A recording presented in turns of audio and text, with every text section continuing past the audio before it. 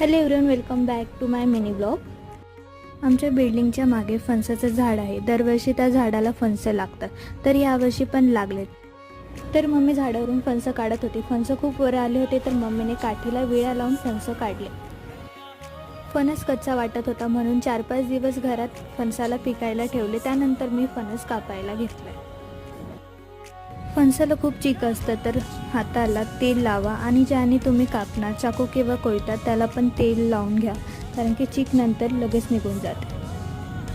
तर मी अशा प्रकारे फणसाला कापलंय आणि ते खूप सुंदर असा फणस दिसत होता.